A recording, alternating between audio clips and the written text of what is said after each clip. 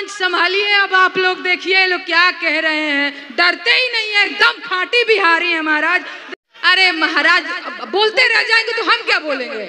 अभी मैं बैठी हुई थी तो मुझे लगा कि मैं बहुत थक गई हूँ, लेकिन ये जोश ये उत्साह देख करके लग रहा है कि नहीं मेरी बैटरी भी पूरी चार्ज हो चुकी है।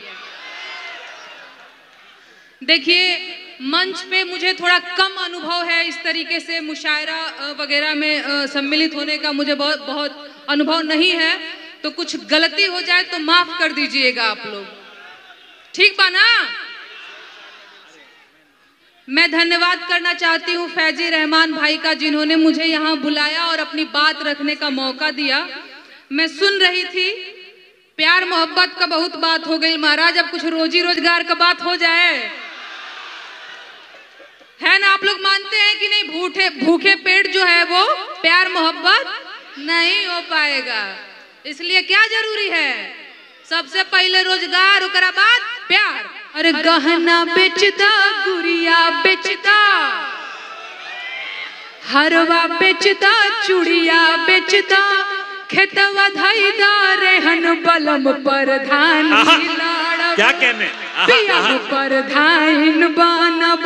गहना बेचदा, गुड़िया बेचदा, हरवा बेचदा, चूड़िया बेचदा, खेतवा धैदा, रेहन बलम प्रधानी, क्या कहने पिया प्रधान बनब। कैसे महिलाएं बैठी हुई हैं और एक गीत मैं महिलाओं के लिए ना गाऊं, ऐसा हो ही नहीं सकता। अक्सर हम लोगों को कह दिया जाता है कि ये बड़ी लड़ाकू है, घर में माई से लड़ती है, ससुराल में जाके सास से लड़ेगी, तो हमारे नियने को ढीठ पतो। तो मेरे ही जैसी एक ढीठ पतो है, वो कहती है खाली हम सास से नहीं लड़ेंगे, खाली हम ससुर फसुर से नहीं लड़ेंगे, हम चुनाव भी लड़ेंगे। तो कहती क्या है, अपने पति से कहती है कि ये जी रउए मुखिया बनीला, रउए प्रधान बनीला, ये जी हमरो बड़ा शौक करेला प्रधान बने के,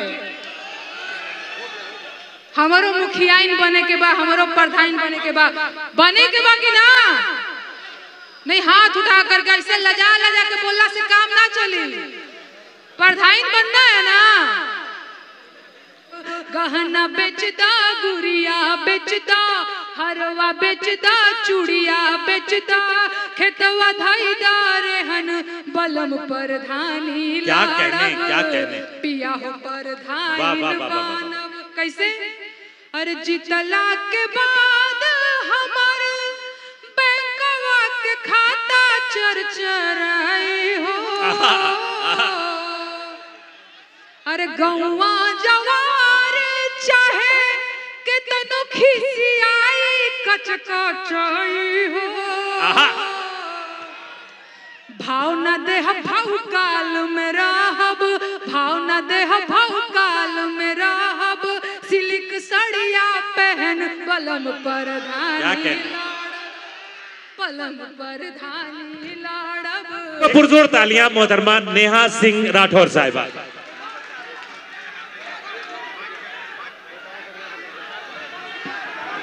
अभी और सुनना चाहते हैं, एक बार पुरजोर तालियां बजा दें नेहा सिंह राठौर के लिए। आपकी बेटी, मैं उनसे गुजारिश कर रहा हूं आपकी तरफ से, लेकिन देखिए उतना किसी के ऊपर किसी से मोहब्बत कीजिए कि उससे बर्दाश्त हो, कि अजीज नेहा जी, अजीज इतना ही रखो कि जी संभल जाए, अब इस कदर भी न चाहो कि दम निकल जाए। तो सुनाने में भी ताकत लगती है, तो इसका भी लिहाज रखें और उनका हौसला बढ़ाते रहें। एक बार तालियों के साथ इस्तेमाल करें। सुना रही हूँ। आप लोग इस चीज को भी समझिए कि एक छोटी सी बच्ची है जो पहली बार मंच पे आई है, थोड़ी असहज भी हो जा रही है, तो आप लोग इसका ख्याल रखते हुए ये आप लोगों की जिम्मेदारी है, ठीक ना।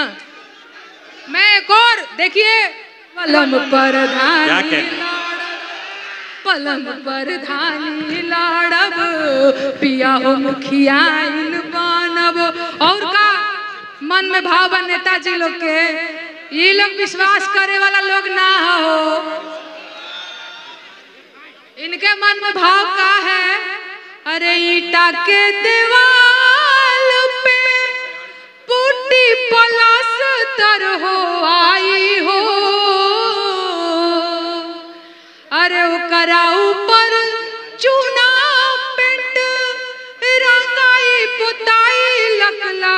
आई हो,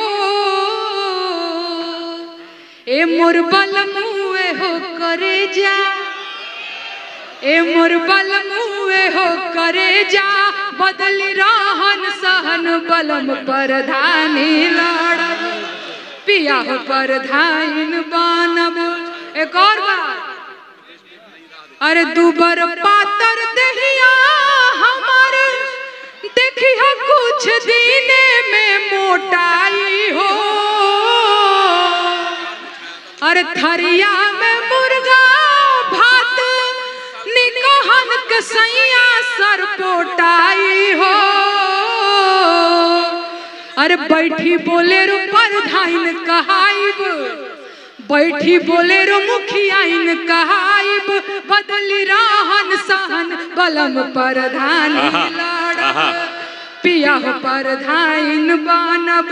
गहना बेचदा, गुड़िया बेचदा, हरवा बेचदा, चूड़िया बेचदा, खेतवा धाईदा रेहन बलम परधानी लड़ब, पिया हो परधाइन बनब। लेकिन एक और बात, क्योंकि अब मैं बिहार में आ गई हूँ तो मुझे पता है कि यहाँ की जो महिलाएं हैं वो थोड़ी थोड़ी दुखी तो हैं अपने पतियों से। और क्या भाव है, अपने सखी से बता रही हैं कि देहिया गलल रे सखी, देहिया गलल रे सखी, देहिया गलल रे सखी, देहिया गलल रे सखी, कि पियवा मिलल बा शराबी, देहिया गलल रे सखी, पियवा मिलल बा शराबी, देहिया गलल रे सखी। अरे कबो हरवा बेच के पिए, कबो चूड़िया बेच के पिए, हे कंगनवा बेच के पिए, हाँ नथियावा बेच के पिए, पूरा गहने पे नंबर लगावे सखी, पियवा मिलल बा शराबी, दहिया गलल रे सखी। धन्यवाद, अब इजाजत दीजिए मुझे।